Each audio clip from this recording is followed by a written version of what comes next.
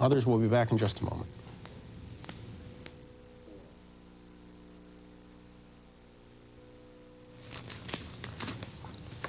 Back now at 25 past the hour, the start of what is going to be a lengthy day here. Indeed it is. But a busy one. We hope a productive one, too. Okay, I give up. Where were you? Where was I?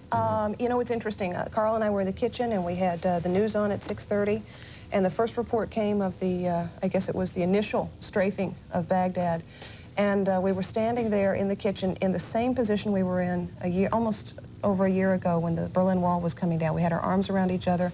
We each said, "Oh my God," but it was a totally different, "Oh my God." And you? Well, I had just gotten up from dinner, and someone had called me and said, "Hey, we think it's going down." Exactly, yeah. And I went on over and I tuned in the computer. It was interesting. I mean, it was really fascinating to watch my kids.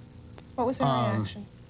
Well, they came running in, and they stayed with the television until I left. I mean, I got up and came in here about an hour after that.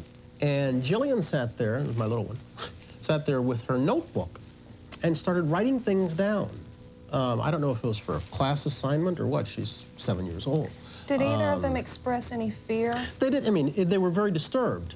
Bradley was absolutely fascinated. I turned my computer over to him while I went downstairs to pack something together, and told him what he could push and what he couldn't. and he was sitting in front of the TV and sitting like this, you know, with the TV here and the computer here, and was absolutely fascinated. Yeah, we did much the same thing. We went upstairs and had all the TVs on at once on different channels, and did very little talking to each other than, "God, can you believe it? Isn't that something? Or, yeah. This is amazing." And I don't think we've ever sat in the same room for as long as we did without speaking to one another, but it wasn't for negative reasons. We were so engrossed in what was going on. You know what, Deb? I confess to some confusion over the way the White House is defining the start time. The White House is defining it as 7 o'clock Eastern. They're defining it as when Marlon Fitzwater walked into the briefing room. When Marlon Fitzwater walked into a briefing room at 7 o'clock Eastern and said the liberation of Kuwait had begun. But the plane started rolling at least an hour and a half before that. Oh, 2 hours before. They are posting it at 4:59 Eastern. Yeah. And in fact, a lieutenant colonel in Dhahran had said it's underway a full hour before the White House. Not a full hour, it'd be about a half hour before the White House announced its vote. I confess to some degree of confusion about their defining it as 7 o'clock. By 7 o'clock, there were people on the air already reporting about the attack. Absolutely. I mean, our correspondents were on the air talking about what they were seeing in Baghdad. I confess to a great deal of confusion about Iraq's limited response. I simply do not understand it. I find it incomprehensible that they were not on some stage of readiness. I mean, compare that with Israel. The mere threat that we might use the mobile missiles in the western part of Iraq against your country has had Israeli fighter pilots literally sitting in the jet on the tarmac ready to come out. I guess the danger is to believe what's real obvious. And the real obvious is he didn't think it was coming. And there is a danger in believing the obvious. But there is another possibility, which X number of military people have been telling us for a long time, which is that the Iraqi military is overestimated, that they are poorly trained, and in terms of modern weapons, are ill-equipped. Well, I would also add the fourth point that Dr. Post made just a minute ago, that Saddam Hussein don't like to get bad news. Yeah, yeah. And that maybe they were ill-equipped to get that done. Let's go ahead and give some phone numbers. You might want to take these down. These are numbers you can call. These are for families of servicemen and women participating in Operation Desert Storm. They can call to find out about their family members. Starting with the Navy, it's 1-800-255-3808, and then the general information number you can see, 732-1206. Let's change it. There's the Air Force number, 1-800-253-9276. The Army, 703-614-0739. And the Marines, 523-2694. We're going to come back in just a moment, right after this.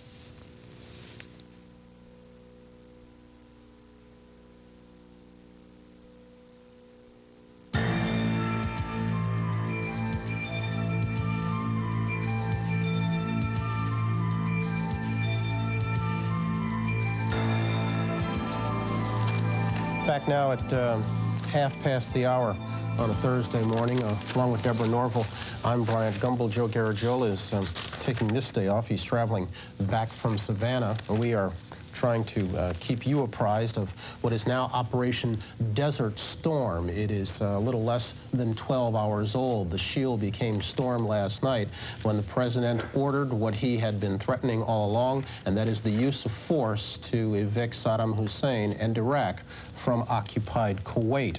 The bombing started at 7 o'clock Eastern Time. At this point, we really don't have any great idea of just how much damage was inflicted on Iraq, but we do know that Allied forces with pilots of the United States, Great Britain, Saudi Arabia, and Kuwait successfully struck at strategic locations in both occupied Kuwait and Iraq. At this point, we don't know what kind of losses were suffered. There are some things we can say with some degree of certainty, at least. One is that Saddam Hussein is still in the picture. Iraqi officials are reporting that he was not present at the presidential palace at the time of the bombing. The presidential palace was hit by Allied rocket fire. The telecommunications center in Iraq was hit, but not totally destroyed. The Defense Ministry was hit by at least 3 bombs, according to a report from the British Broadcasting Corporation. So we have some initial reports about damage. Of course, the Defense Department has a lot more because they have now, since it's daylight, access to the satellite intelligence about those kinds of things. We're going to get back to the Pentagon shortly. Let's go right now to Saudi Arabia, where NBC News correspondent Mike Betcher is joining us. Good morning, Mike. What do you have for us? Good morning, Brian. Well, we have the first reports of losses in the Gulf. A British Tornado GR-1 fighter bomber has been lost in the fighting. The 2-man crew is missing.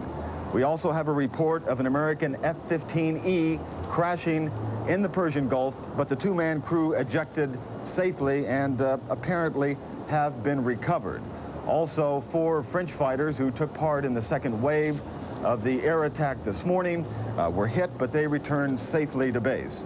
So right now, the first losses: 1 British jet, the 2-man crew missing, 1 American jet crashing in the Gulf, but that crew has been recovered.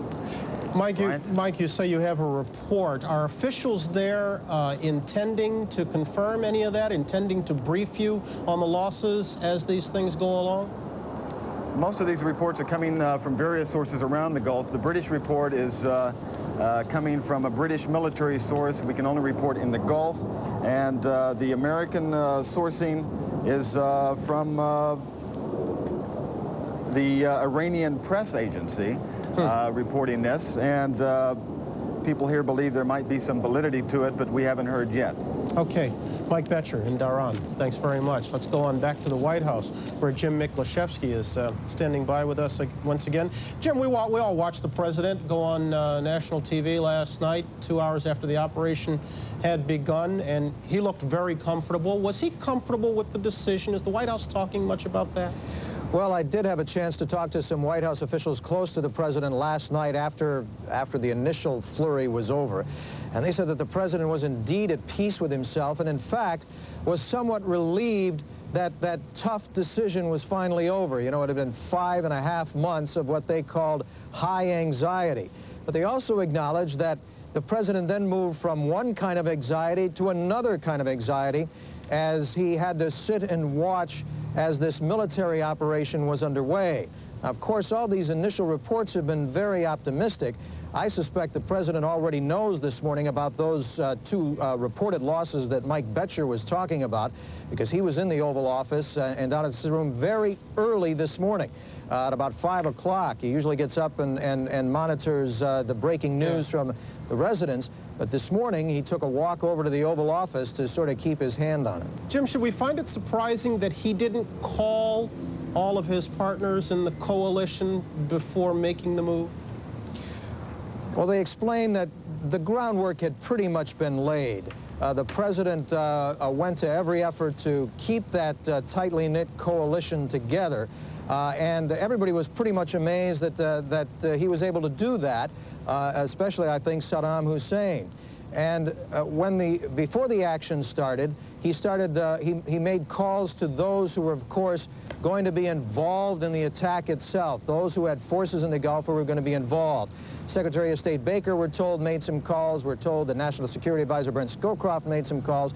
But there were just too many people to call all at once. I suspect he's going to be doing some catch-up on that today. All right, Jim, thanks very much. Let's go on over the Pentagon once again. Katie, as we watched Secretary Cheney and General Powell at the briefing last night, I was struck by the statements, both of them, that they were going to be very forthcoming throughout this and try to keep everybody apprised, and yet we're 12 hours after the start of this, and we don't hear any numbers about planes or dead or missing.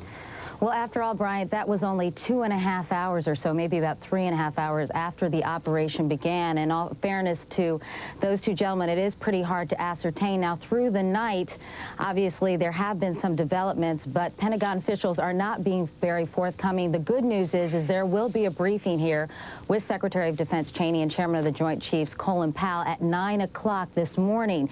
At that time, we should get a lot more information about all these reports that are coming in from various wire services and reporters across the country about French planes that have been hit, about the tornado that's been lost, about that F-15E we heard about that was ditched and the pilots ejected.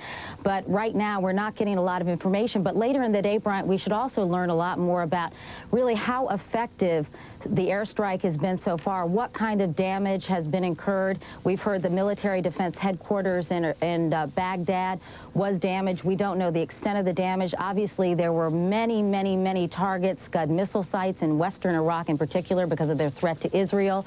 In addition to that, various chemical, nuclear, and biological manufacturing sites. I think more than 60 targets, I've heard, and that's an unconfirmed report, have been pinpointed by U.S. and allied forces. So we should be getting a much better idea on just what was hit a little bit later on this morning. All right, Katie, thanks very much. Let's go to Ed Rabel, who's standing by in London. As we noted a little bit earlier, British tornadoes were a part of that first attack. Ed, what are you hearing about numbers there?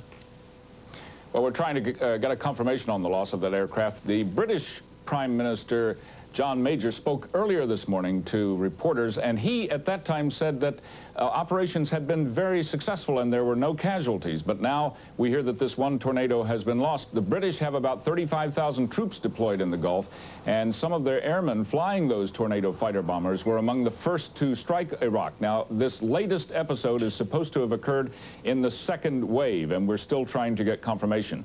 The former British Prime Minister, Margaret Thatcher, who backed President Bush during the early part of the crisis before she lost her job to Major, predicted that Saddam Hussein will be defeated. In my view, dictators won't withdraw, she said. They have to be defeated. Brian?